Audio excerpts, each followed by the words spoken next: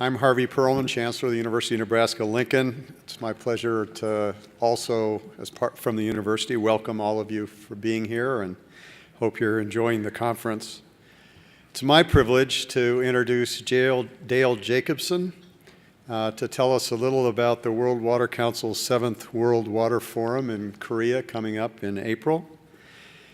Dale and his wife Deborah Lee have been strong friends of this institute and of the university since its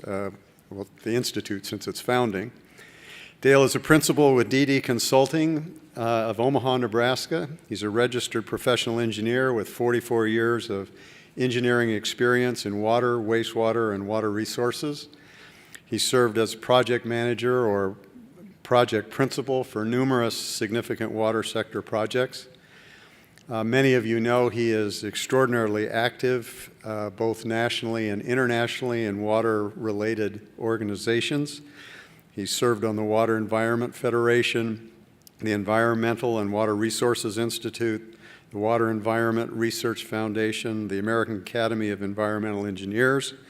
Currently, he's on the Board of Governors of the World Water Council, Board of Directors of the American Academy of Water Resource Engineers, the International Council of the American Waterworks Association, and numerous other organizations and activities. Most importantly, he is a graduate of the University of Nebraska-Lincoln's College of Engineering. It's my pleasure to introduce Dale Jacobson.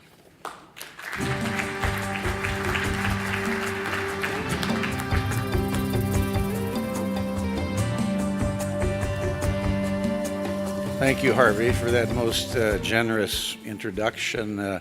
It almost sounds like I need a day job with all those volunteer jobs, too. So it's my pleasure to be here today representing the World Water Council.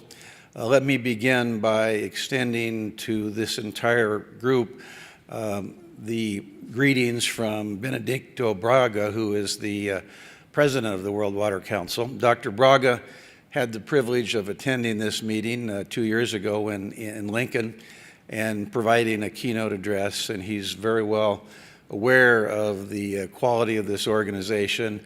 He asked me to send his best wishes to the many people in the audience that are his friends, and he wishes he could have been here. So to begin with, let me tell you just a little bit about the World Water Council.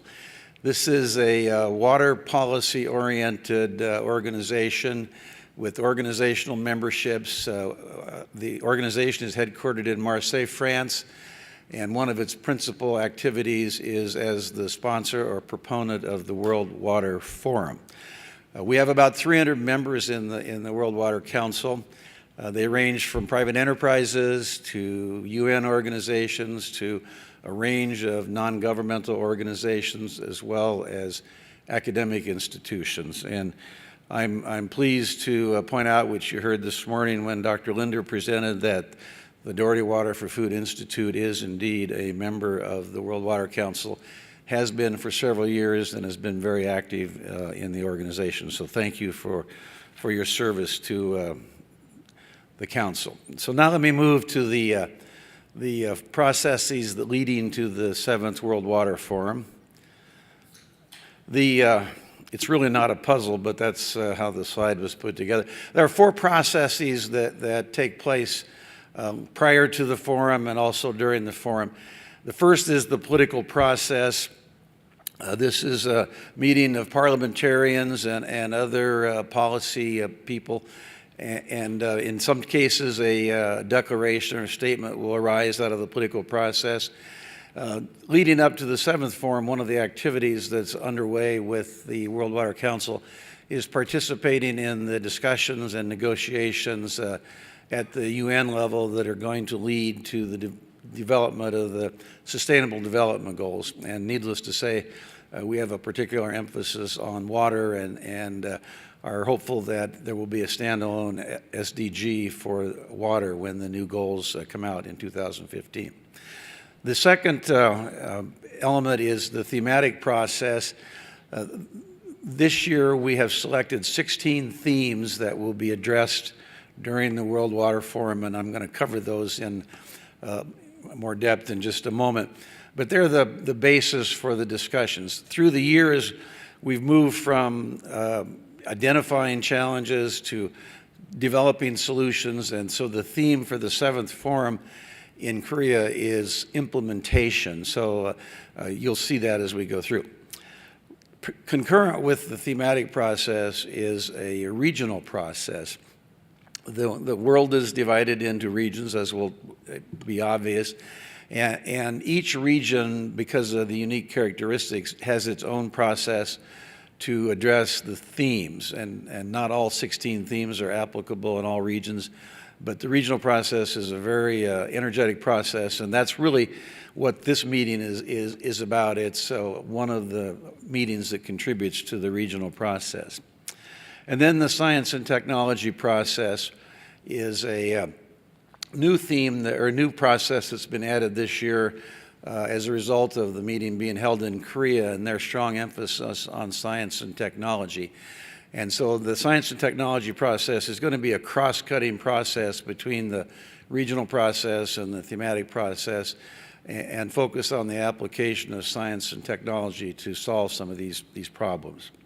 So those are the 4 processes that we have. Now there's 4 categories that these themes are divided into, and I'm going to go over these real briefly because we have a short period of time to discuss this. 1.1 and 1.2, as you can see on the screen, relate to safe drinking water and sanitation. And these 2 tied directly to the United Nations Declaration of Water as a Human Right. And so there's heavy emphasis on those. 1.3 is where climate change and other risk issues are going to be discussed. And 1.4 is sustainable water resources and the necessary infrastructure to go with that. The second category is water for development and prosperity. And you'll see 2.1 there is water for food. So that is the very specific entry point for the Doherty Water for Food Institute and the outcomes of this week to enter into the World Water Forum thematic process. Following that, you see water and energy. I know the global conversation many times includes a nexus of water, food, and energy, and so that discussion will be going on also. And then water in cities is where, from the perspective of perhaps the people in this room, will be addressed the issue of ag versus urban use of water and the relative percentages or volumes that go into that discussion. So that's the second category. The third category is water for sustainability.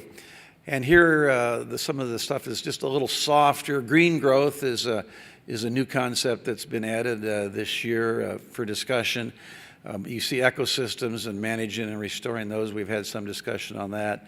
And water quality, and then implementation of integrated water resources management. So that's the third category. And then the fourth category is implementation of essentially finance and governance activities that relate to the themes. So financing, of course, is always an important issue. Governance is important. Transboundary waters, as we all know, have the opportunity to need some mechanisms to support those. And then maybe the most important one in that group from my perspective is capacity building. The last one, education and capacity building, is going to be very important if we're going to solve some of these water challenges. So the obvious part of the regional process. We have the Asia-Pacific is lumped together in a very large region, includes a huge amount of geography and a lot of ocean. Africa stands by itself. The Americas includes North America, South America, Central America, the Caribbean. So we've got quite a range of geography, north-south, to deal with there. And then Europe. So those are the regional processes. Each one of those has a separate string of events underway that's going to lead to the forum. There's also some cross-regional processes. The Arab region has chosen to have a cross-regional process, as has the Mediterranean, North Africa area. And then there's a separate cross-regional process underway for what areas that are economically water scarce. So now to frame where you fit in or where we fit in the process, this is just a list of some of the meetings that have been held. I put this up there to give you a flavor that the process kicked off last December in Mexico City. The Mexican National Water Commission hosted a kickoff meeting in December and also another meeting in March. We had a meeting in Quito, Ecuador in January. The World Wildlife Fund hosted, in conjunction with Coca-Cola, hosted a regional meeting in Washington, D.C. in May. The American Society of Civil Engineers hosted a meeting in June, and we had a meeting in the Caribbean. And then at the bottom you see Seattle, October 2014. Obviously that is this meeting. And the World Water Council is very pleased to endorse this meeting as a North American regional event leading to the 7th World Water Forum. So with that, let me end with my save the date slide, if you will. The next forum, the 7th, will be held April 12th to 17th, 2015, in the city of Daegu and in the province of Gyeongbuk in the Republic of Korea. This location is down the peninsula, a couple hours from Seoul, but it's very accessible by their very good transportation system, and I'd like to invite all of you to attend. With that, I have a video that's going to play next that's gives you a background about the forum and an invitation to Korea also. So I'll play that before I conclude.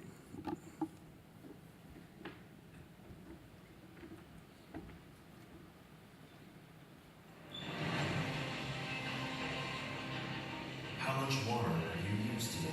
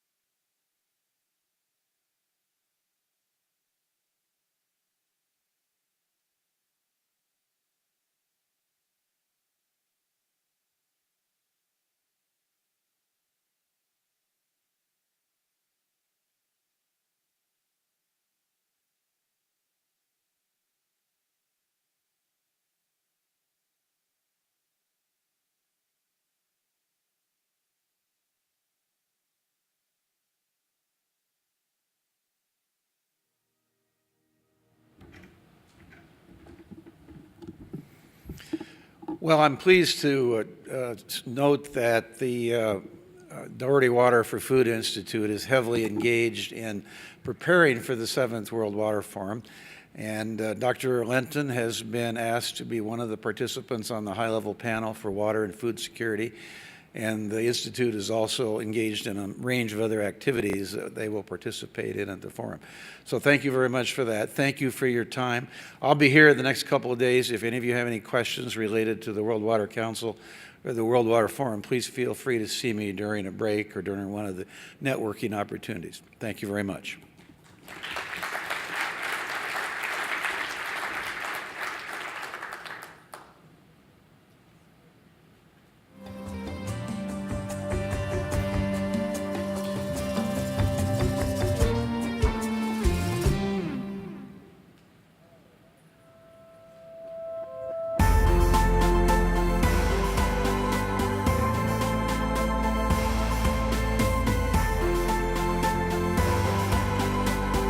Good.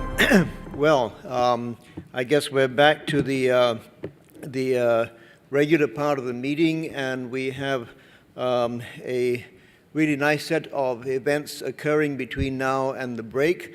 And it's going to be led off by a presentation, talk by Jeremy Bird, who is the Director General of the International Water Management Institute in Sri Lanka, and that's going to be followed by the Memorandum of Understanding between IMI and the Water for Food Institute. Now, many of you in this room know Jeremy, so we doesn't really need a long introduction, but I do want to emphasize someone who has really had a huge amount of experience in water resources policy, management, and institutions, with background including not only in applied research but also in development, finance, and policy development on global and regional scales. Before coming to IMI, he served as the Chief Executive Officer of the Mekong River Commission Secretariat, and before that he had worked with the Asian Development Bank, the World Commission on Dams, and the United Nations Environment Program. So please join me in welcoming Jeremy Bird to the stage. Thank you.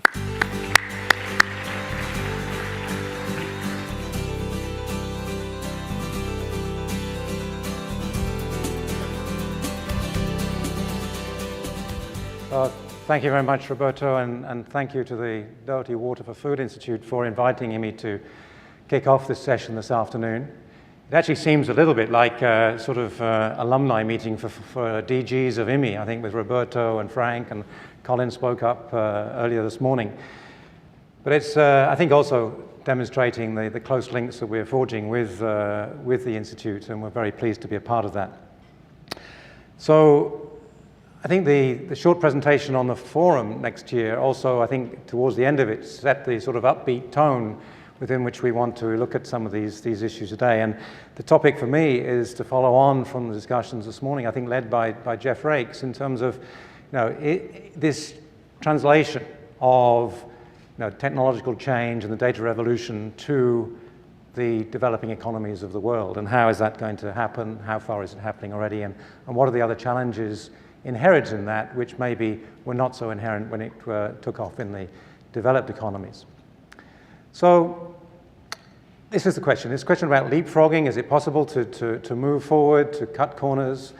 What are the first world solutions that can be adapted? Where do we need to design new ones, as Jeff said?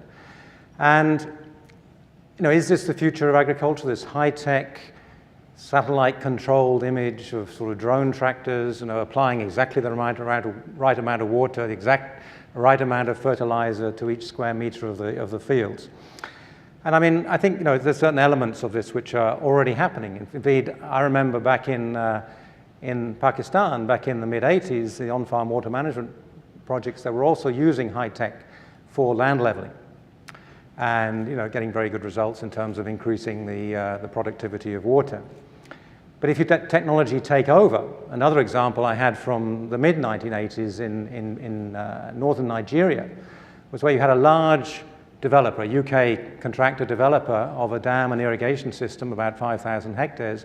They completed the dam, that was their real interest, and they said, oh, now we've got to develop the irrigation system. They looked at the designs and said, we cannot use our big machinery and the laser leveling on this layout. Let's just twist the whole thing through 90 degrees, and then we'll be able to use our machinery and our high-tech gear. The problem was that they were working on black cotton soils, and the slopes that they had for the furrows then were just too steep, and it didn't work. So after halfway through this, they had to then reverse back to where they were before. So I think here the point I'm trying to make is that you do need to look at, it's not just a high-tech solution, but it's got to be a high-tech solution which is informed by reality on the ground and the context within which you're working, whether it's a physical context, a cultural context, or an institutional context. But I mean, this sort of high-tech solutions are coming already. I mean, these are examples, one from Sri Lanka on the bottom, another one from the SIP, one of our sister institutes, looking at roots and tubers, on how drones can be used for also monitoring. And I think this opens up new ideas. I mean, these types of drones are already being used in Sri Lanka to photograph weddings. So the technology is there. How about using it to look at the yield response or the productivity of water within irrigation systems? I think it's real.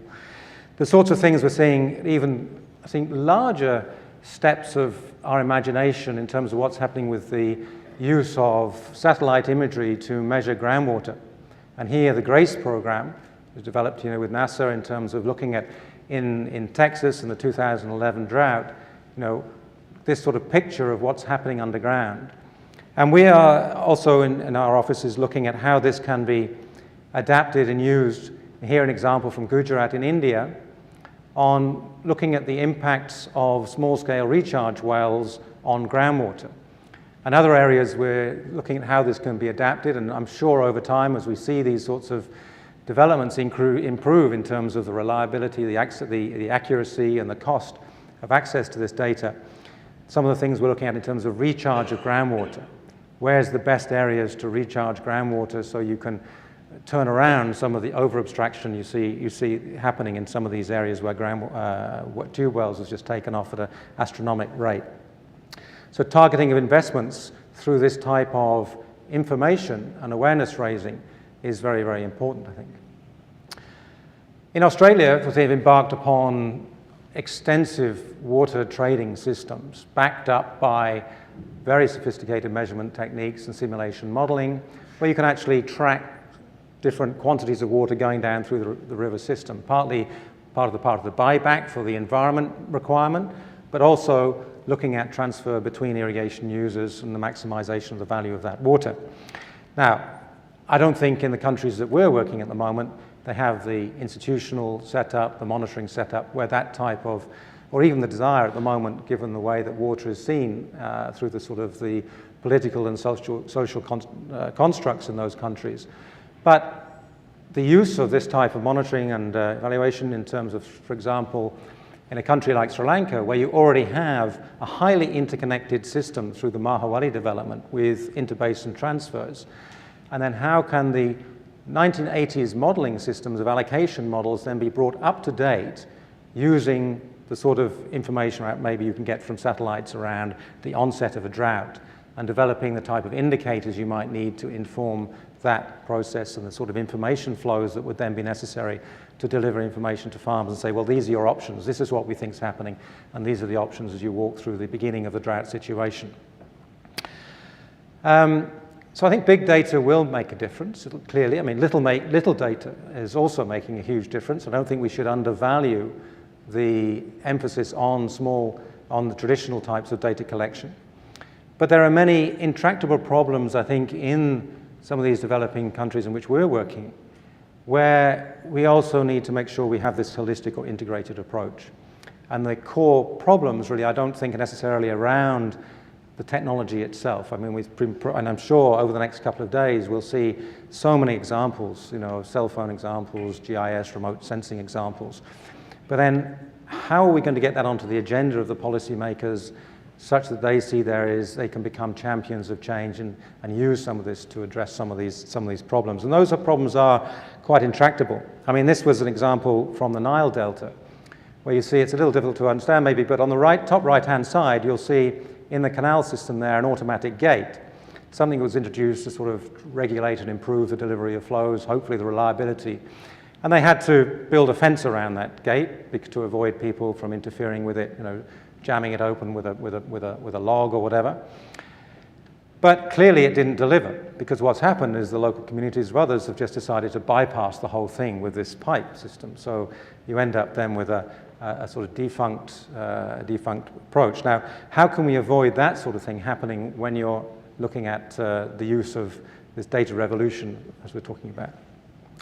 Similarly, we have the other things which are all familiar. I think if we've traveled around part of the subcontinent, you see these sorts of things in the large public irrigation systems where you have massive head-to-tail inequity of flows. You have interventions into the canal system with people putting in blockages then to raise up the water levels to favor their outlet. You see either individual or community pumping from the systems to increase the availability at the top end. And you see corruption. You see things where some of the officers are also part of this system, being paid off to avoid having to manage the system as it was intended. So very, very complex systems to deal with. Back 20, 30 years ago, IMI was at the forefront, I think, of leading this proposal for participatory irrigation management, water user associations. And we did a lot of work, a lot of research, and it was seen to be, well, this is one way in which we're really going to see efficiency gains. We're going to see sort of the transfer of financial responsibility from the governments to the farmers. We're going to see ownership and much more efficiency and greater equity. So what's happened? I mean, I think this sort of holy grail of PIM in some areas has worked quite well, in some areas has been a total failure, and some of the research we've done recently shows that it's really a very mixed bag with a sort of about a 50-50 response, I think. And so how can we learn from that, and how are we going to use information to inform the areas of management to improve information availability, but also change institutional structures to improve the management in those areas where it's not working. And Umalele, in one of the side events yesterday, mentioned about this rapid expansion in groundwater in irrigation. And you can see that. I mean, when we think about the subcontinent, we often think irrigation, big canal systems put in initially by the British in the colonial times. But you can see, of recent years, the canal expansion area has actually been pretty static, and all the increase has come from groundwater use. And the consequence of that has been, in some areas, particularly in the western parts of the country, massive over-abstraction of groundwater. Partly in response to the fact that some of these irrigated surface systems were not working very well, but also partly because of perverse subsidies on electricity, and electricity was effectively free for tube well users. So many, many challenges to deal with. And the questions we're raising now in terms of, what data do we need to really influence behavior? And this is behavior of the farmers at the lowest level to avoid those sorts of informal, illegal interactions into the system, but also to change the bureaucracies which have been in place maybe for 20, 30 years doing it the same way. And it's not just about data because it's there. And we heard this morning also that there's concerns about some of the traditional hydromet data also being reduced as a priority of some of the countries, and then will we have the data we need in the future? And this is, one of the problems also we have. I mean, this is the sort of the archetypal story. You hear garbage in, garbage out. If you don't have the right data, you're not going to have the good solutions. If you have the wrong data, you may end up with perverse incentives. You end up with development projects which maybe will impact negatively on these sorts of pristine environments that are shown here. So one of the things, I mean, Frank mentioned this in this Waterland and Ecosystems program, which IMI is leading as part of these CJR-wide research programs as a result of the reforms now, where we're bringing together the research capabilities of not only the CG system itself, but many, many partners outside, is looking at, what data do we need to make better decisions? And this was one example from a development project in Kenya. It's a water transfer project, and this just looked at, if you look at these different rows on this graph, just imagine them as different people who have a stake in this decision, whether it's the donor or the recipients or the water company or whatever. And each of them has a different perspective on this project and its net present value. Is it going to be success or failure? And that is influenced by the quality of data that they have available to be able to take that decision.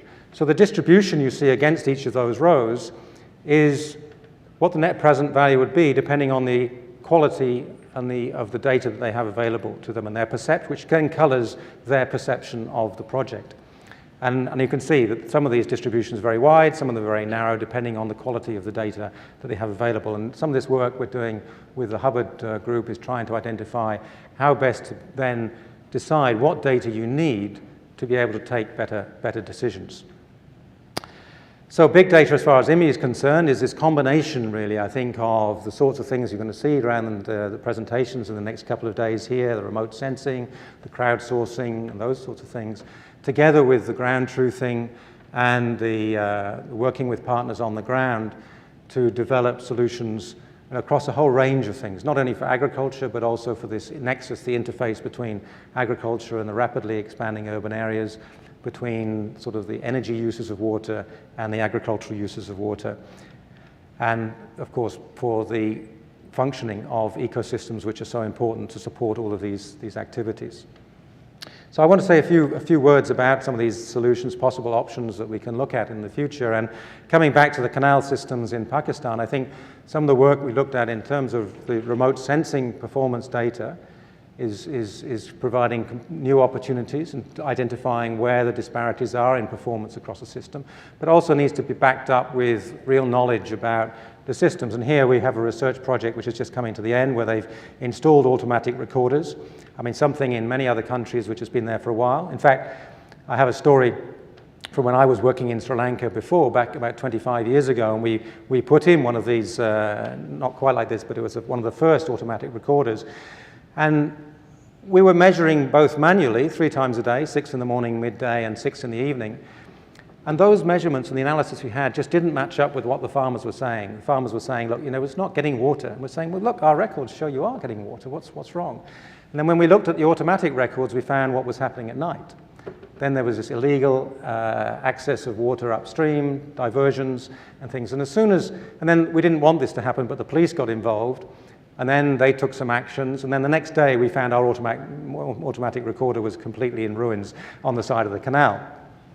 So I think that also shows, that, and in this case, in Pakistan, I think they've learned by that, by putting it into so much concrete, people won't be able to get at it. But I think the important thing is, how can you then match this type of canal-based real-time data with the satellite data to get the attention of decision makers to say that things need to be done differently in the future. But ground truthing, I mentioned, was also important, and that's where IMI, I think, has some of its strengths in terms of our research network and the research studies we do to try and understand what are the root causes of underperformance. It's fine to be able to have these very impressive images from satellites, but then how do you understand really what are the underlying reasons behind that?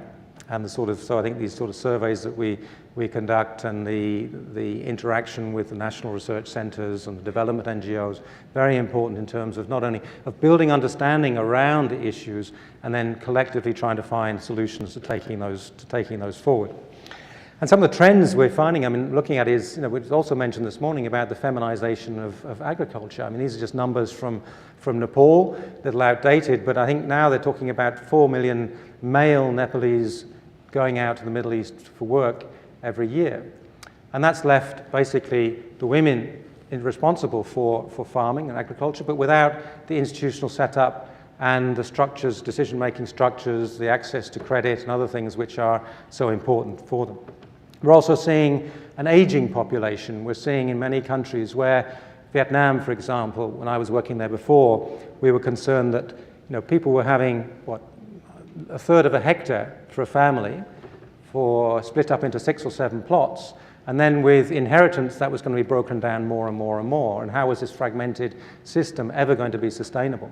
In fact, what you're seeing in many countries now is because of the move to the urban areas to seek work, that actually the question is, well, you have this aging population, and who are going to be the farmers of tomorrow?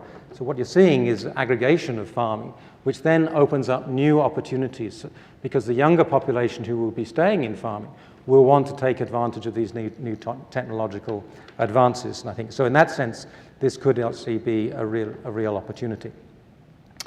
So let's look at some particular options of the data revolution for incorporating gender to respond to those issues around feminization of agriculture, improving the management of irrigation, natural resources, flood and drought management, and even transboundary management. So I'll just walk through a few of those particular items. And one of them, I think, as part of this whole reform, one thing that really has come to the fore is moving beyond looking at gender just from a lip service point of view to saying, well, what does it really mean? And I think that's challenged us. I mean, it's challenged all of us in the system to think about this. And, and even within organizations like IMI, where we've been, I think, at the forefront of some of the research around irrigation and gender back in the 80s and 90s, how does that then get translated through to the next stage of the sort of the modeling and the planning and the scenario development? And this was an interesting example where participatory workshops were throwing up the different perspectives of men and women that would then get fed into different hydrological modeling or hydrodynamic modeling situations. So the scenarios, as well as being sort of, well, the 10-year, 20-year, 30-year business as usual scenarios that we model, would also be gender disaggregated scenarios to see, well, in this area, if you were to have a system which flooded here and compromise your access between the village and your water supply, or this village and another village which had kinship linkages, that was going to be a really serious issue for this group. And how do you then feed that back into the modeling system?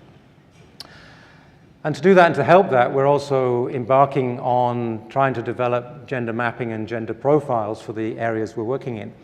And open access software, trying to encourage people to come onto the web and answer questions, bringing their data and their information from a gender perspective into this database of this gender mapping, which is a joint activity between IFPRI and IMI under the Waterland Ecosystems Program. Involving people more. I mean, we've seen, as somebody said, this push where you're actually using cellular telephones to impart information to maybe on markets or whatever it is. In our case, we've been using it to transfer information about particular flood situations, and the session after mine will look a little bit more in detail around that, but also how to then involve citizens in areas we know are remote, and we don't have the luxury of the sorts of data collection systems that we have in the West, how to involve those in providing information to us, and then at the same time raising awareness about what the possible solutions are for water management problems. Frank talked this morning about the global irrigation mapping systems that we had 10 or so years ago, and this is an example from Nepal where just I think in this 6-year period you've seen this tremendous advances in terms of the access to information, in terms of the detail that you can now identify. So the top diagram shows where we were in 2006, really, in terms of our global irrigation management mapping for Nepal. Very, very crude system. And yet now we can actually hone in and get a better idea. And this also responds to the issue of where is the irrigation. And it's not just informal canal irrigation systems. A lot of it is stream-based, a lot of it is groundwater-based. And then asking the questions, well, if you have got this explosion in irrigation systems, what are your delivery mechanisms to support those through the institutional structures, the bureaucracies of the country? And are they really targeting those areas which are most needy? So I think this is something we're working on now, and we're covering the whole of South Asia and moving into sub-Saharan Africa. And I think that supplements and can be used as a rain check also on the type of information that FAO has got through its Aquastat program. And it's useful also in terms of this remote sensing information in terms of targeting of investments. The Ag Water Solutions project, which was funded by the Gates Foundation, and it started off from this identification of where is the potential. But then not only where is the potential, but where is the receptivity for investments of different types. And so combining assessments of biophysical suitability also with livelihood-based demand for different types of interventions. And one of them here was this question about how can you help people move from a rain-fed situation and get them various steps on the ladder up to the point where they can actually have their own irrigation infrastructure.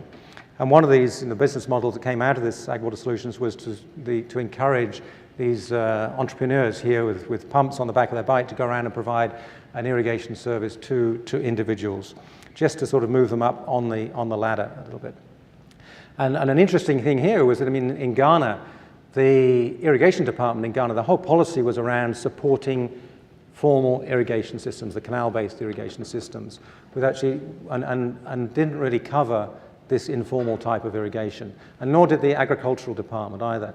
And so through this program, you see that they have now changed their policy to then say, well, we do need to support this. We see this as actually having extremely high value, but they do need to have some support mechanisms. In Central Asia, we're looking at, how can you use SMS technology then to assist in the scheduling? So rather than somebody having to physically go down to the irrigation office and log their schedule and say, I want to have irrigation water on such and such a day, they can just send in a text message to the group. They'll receive a response saying, well, yes, on Tuesday next week, you'll get irrigation for so many hours, and that's your turn. And I think this is, can also provide information on people's behavior in terms of when do the farmers see it's necessary to irrigate. Is that from an agronomic perspective the best time, and then can services be provided? Maybe this is something we need to look at in the future beyond just making it simpler to get the messages from A to B, to say, well, are farmers taking decisions around rational information, or is there a need to provide targeted support to them in terms of when is the most effective time to provide irrigation for their crops? The similar sort of thing from smart metering, where you can buy a swipe card and that entitles you to so many hours of irrigation during the season.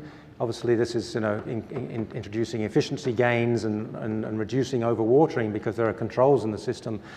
But at the same time, it could potentially be a very useful feedback information in terms of what is the behavior, the irrigation behavior, and can we use that information to then provide more targeted services on extension to increase water productivity.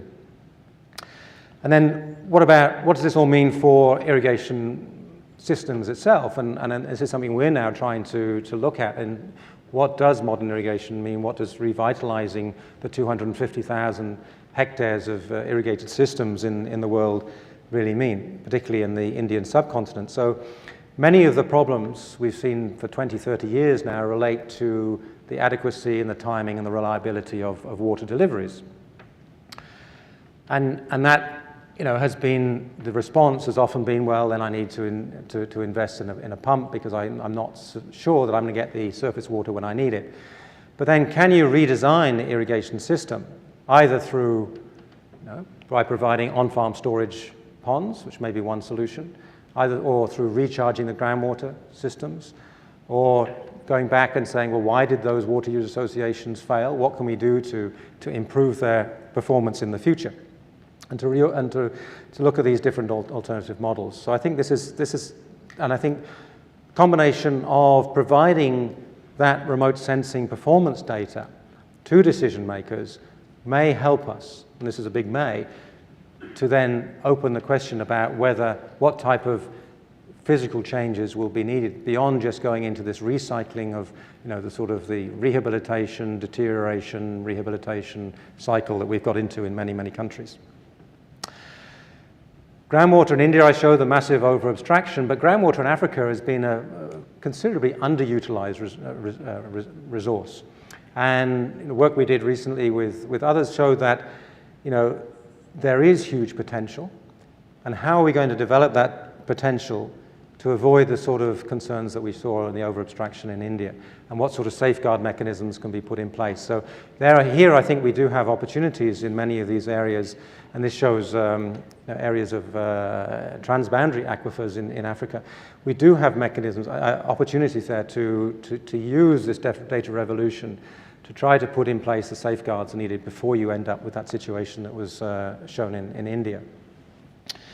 Similarly, in the case of wetlands, this is an image from the Sud wetlands in Sudan.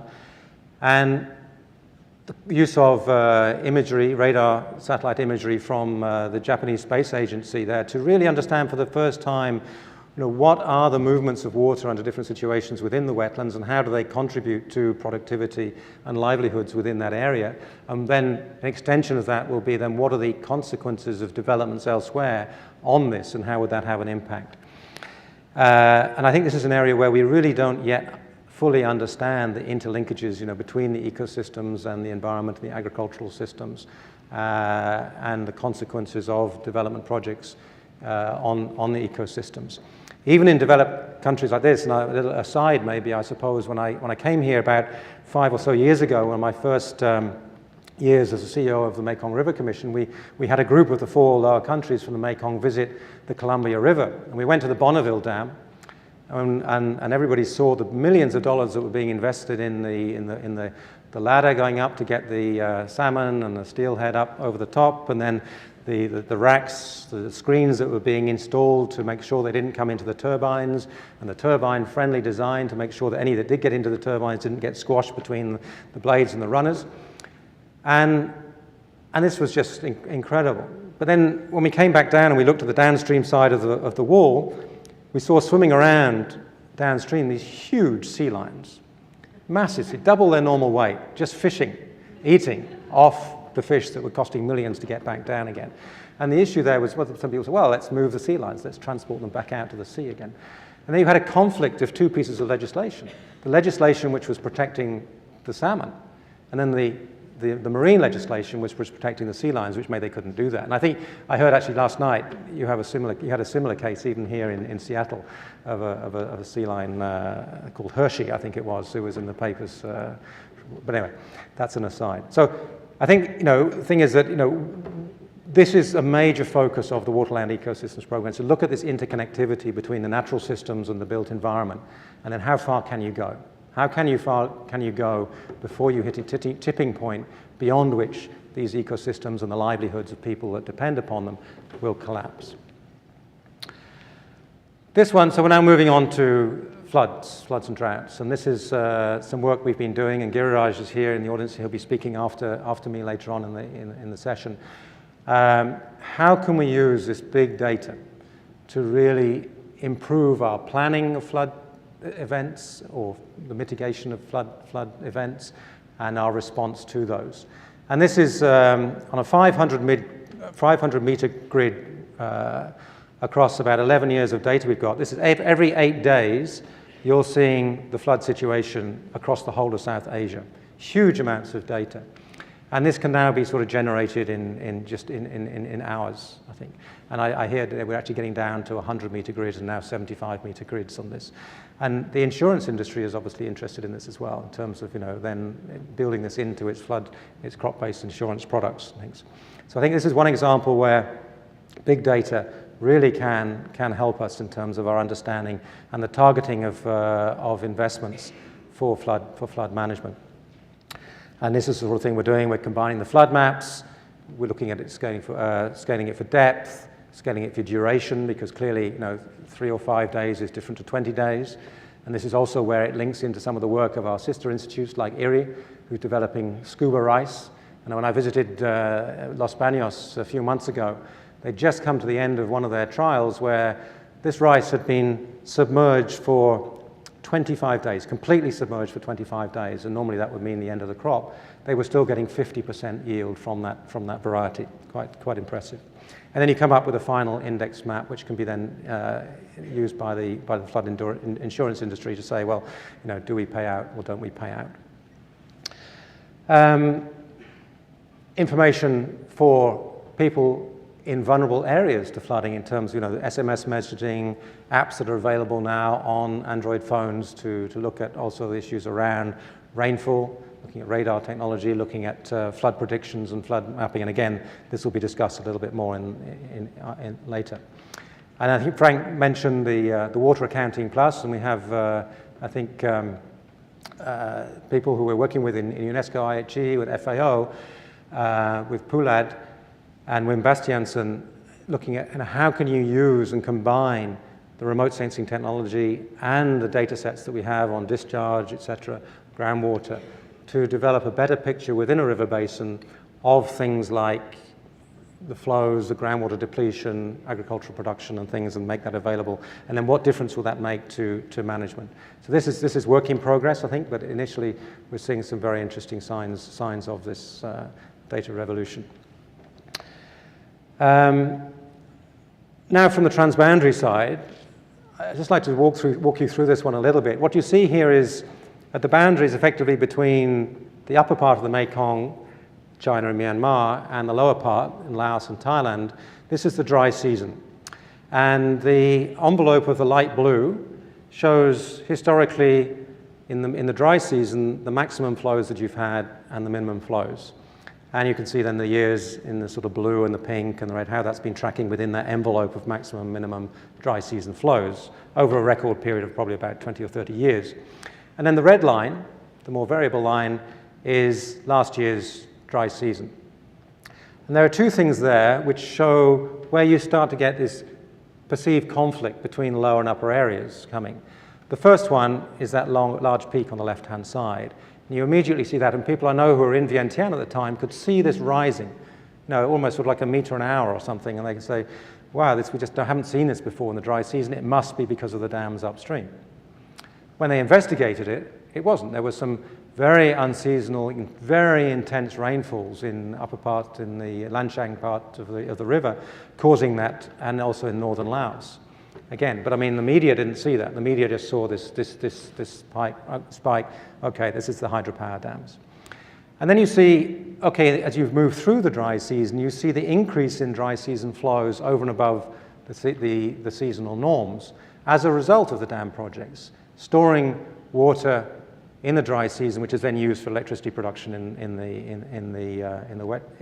other times of the year. So storing the water from the wet season and using it in the dry season. So you're seeing this increase, which is actually a benefit to downstream areas.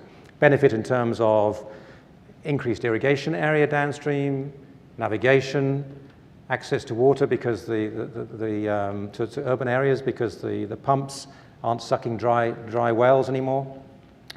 But it's not even. So the countries downstream saying, well, okay, but if we can't rely on it, you see that dip happening.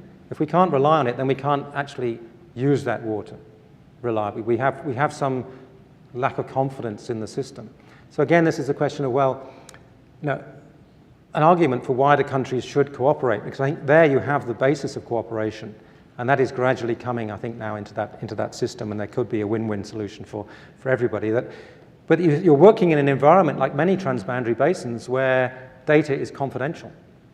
Can big data, can remote sensing, as you get more accurate, can that provide the downstream countries with a better handle on what is happening upstream so they can prepare for it? And I think you look at, if you know the area storage curves of the volume storage curves of reservoirs, then with the new accurate data we've got, you should be able to overcome this problem of confidentiality of information in transboundary situations. Right, now moving on a little bit away from that to this diagram, which you won't be able to see, but basically what it shows is a nutrient balance in an urban area. Now and this is nitrogens in terms of tons per year. Where's it coming from in terms of fertilizer, in terms of household waste and the rest of it, and where is it going, either to landfill or to groundwater or to surface water dumping? And I think it shows that, over the years, we've moved from looking at water projects, from a purely engineering perspective, bringing in the economists, then we brought in the environmentalists and the social scientists, and now we're looking, but we're still looking at water systems as an in and an out. The water supply in and the waste going out. And the waste is something that needs to be treated, and then it needs to be got rid of somehow. The change now is actually looking at this more as a closed loop and looking at that waste as an asset. And I think what we're trying to do here and trying to show is that in the case of an urban area, and particularly a very rapidly expanding peri-urban situation, what are the opportunities where you have high-value agriculture in the area with a resource which is going to be used anyway? We know that for the next generation, in many of these expanding urban areas and developing economies, that they are not going to be able to finance the treatment works for the waste. So what alternative options are there? And reusing the organic matter from solid waste, from fecal sludge, and this is work we're doing in Ghana and other countries now, where we're taking the sludge from tankers and then turning it into a pelletized fertilizer safe to use, which is cheaper in many cases than chemical fertilizers coming into the market. The only problem is that those chemical fertilizers are often subsidized and then provide a barrier to the entry into market of the organic product. But this is the idea that we will, we do this, we're having it on a pilot scale now, proof of concept is there. And it's not unique. There are many, many opportunities for doing this, but the problem is, what is the business model which is sustainable? We surveyed about, I think, 60 or 80 or more business cases, and the vast majority of them fell flat when the subsidies were removed. So how can we identify, the ones we're now trying to pursue are the ones where it's more sustainable. And we want to take this to scale. So, coming to the end, I've mentioned a few times the Water, Land and Ecosystems Program. Frank mentioned it this morning. It's one of the 15 CGR research programs which we're involved with 11 members across the CG system and hundreds of other partners from national research institutes, NGOs, development NGOs, and others, academics and universities. And it's around looking at a more holistic and integrated way at some of these water issues. And very much part of that is the decision-making system and the information that you need, either sort of big data from satellites and remote sensing, or the issues that I mentioned before around what data do you really need to make better decisions. And it's premised on this idea of sustainable intensification of agriculture and looking at it from a more ecosystems-based approach, both the consequences of agriculture on the ecosystems, but also the value of agriculture as an ecosystem in its own right. And this is our sort of message statement: the sustainable intensification, providing a pathway for agricultural productivity, very much looking along the lines of the SDGs in terms of growth and productivity, and green growth, for human development and resilient landscapes. We're working globally. We have a number of thematic aspects talked about, a little bit like the work on decision-making, the work on resource reuse and recovery. We're also focusing some of these integrating activities around 4 focal regions that I've highlighted on the map here. And these follow on from some of the programs we had in the Challenge program on water and food. And it's been a sort of a gradual emerging from that program into water, land, and ecosystems. So with that, I'd like to conclude. We very much look forward to this cooperation with the Doherty Institute in the future, and I'd like to thank you for your attention. Again, I'd like to thank Roberto and his team for inviting us to be part of this, this discussion on the data revolution, and particularly from our point of view, what it means for the developing economies in Asia and sub-Saharan Africa in which we work. Thank you very much.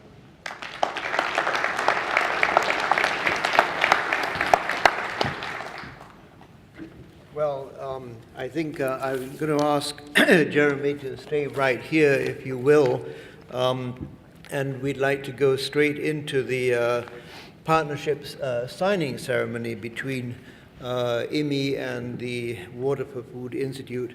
It is really something that makes me very, very pleased and proud that we've reached this point where IMI and the Water for Food Institute are going to consolidate and strengthen our partnership through the signature of the Memorandum of Understanding. It's particularly a particular pleasure, Jeremy, as you mentioned earlier, that several former Directors General are here today. It's a nice little coincidence, and both Colin Chartres, the former Director General, and Frank Reisman, the person before him, are in the room, so it makes it a very special occasion. Let me invite to the podium the various representatives of the parties involved in the signature. From IMI, if Peter McCormick, Deputy Director for Research, could come forward. He's been working very closely with Christopher Neal on our side. There is Peter, and he's been very much an engine behind this, this agreement. I'd like to invite the President of the Nebraska University, Jim Linder, to the stage, and Ronnie Green as well. And Also, if I could invite Christopher Neal. I can't see very much through this, through these lights. If Christopher could also join and come to the podium. Christopher Neal, the Director for Research of the Water for Food Institute. So I think the way we do this is I'd like to ask Jim Linder to make some remarks first. Yeah, Jim, please. Thank you, Roberto. I very much enjoyed your presentation, Deputy General Byrd.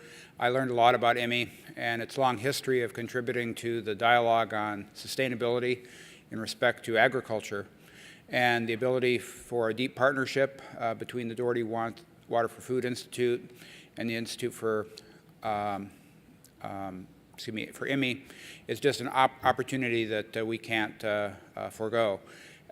Between the two organizations, I think we'll have something that is more than just 1-on-1. I think it will be 3. Well, thank you very much, Jim. Next, let me invite to the podium the Director General of IMI, Jeremy Byrd, to make some remarks about the partnership. Okay, back again. So, yeah, I think, we're particularly excited, I think, because, we're bringing the power of a sort of major academic institute like the Doherty Institute together with a research for development organization like IMI, where we can also leverage the regional outreach that we have with our partners together with this work and use the sort of capacity development strengths of Doherty then in the areas we're working as well. Around the sort of things we'll hear more about later, I think, from Ken Kassman on the yield gap analysis, around areas of drought management, which we see as so important, and around capacity building. So we're very pleased to be here this afternoon. Thanks. Well, Jeremy, thank you very much. Now we have to witness the official signing of the partnership agreement between IMI and the Water for Food Institute. And Rachel Herpel has saved the day by bringing the agreement to be signed. So let me invite Jim and Jeremy to sit down, and we will stand behind you.